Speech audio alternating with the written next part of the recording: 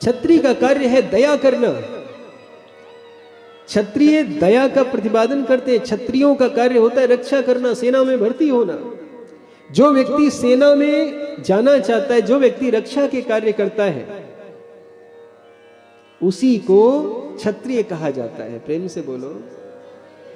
तीसरा है वैश्य। जो व्यक्ति व्यापार करता है, कोई भी हो, आप चाहे किसी भी जाति से हो, जन्म आपका किसी भी जाति में क्यों ना हुआ हो, यदि आप व्यापार करते हो तो आप क्षत्रिय हो और आप वैश्य हो। और यदि आप व्यापार नहीं करते, भले आप वैश्य क्यों ना हो, तो आप जो कर्म करोगे वही आपकी जाति मानी जाएगी सनातन धर्म के अनुसार। प्रेम से बोलो। चौथा वर्ण है शूद्र। शूद्र का कार्य है कि पवित्रता को धारण करना। कैसी पवित्रता? नाली साफ करना नहीं। यहां नालियां साफ करने को, यहां आपके मल को साफ करने के लिए शूद्रों का नाम नहीं लिया गया है। शूद्र का कार्य है पवित्रता को धारण करना। पवित्रता को धारण करने का अर्थ यह है कि आपके जीवन में जो अपवित्रता फैली हुई है,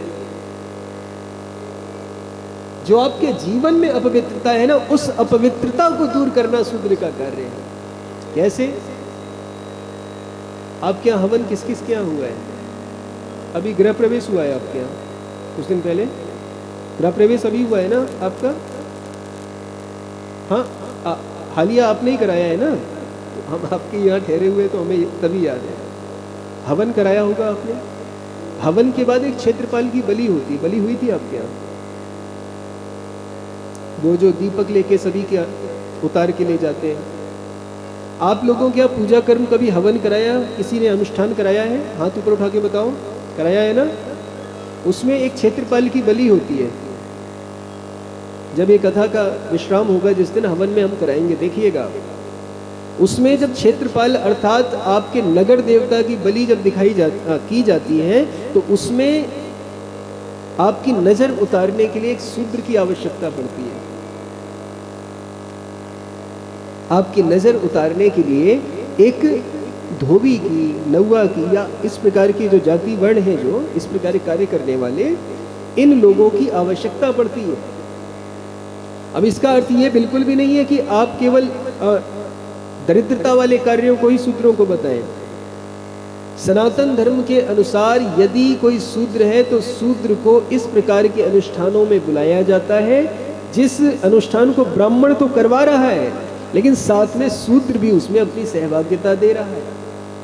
नाई होता है, जब आपके यहाँ कोई बच्चा होता है, सूतक लग जाता है, स्वच्छता के लिए कौन आता है?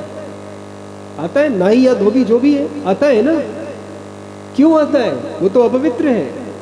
अपवित्र नहीं है। उसका कार्य है कि वो आपके घर की अपवित्रता, आपके घर की नकारात्मक चीजों को आपसे दूर कर दे।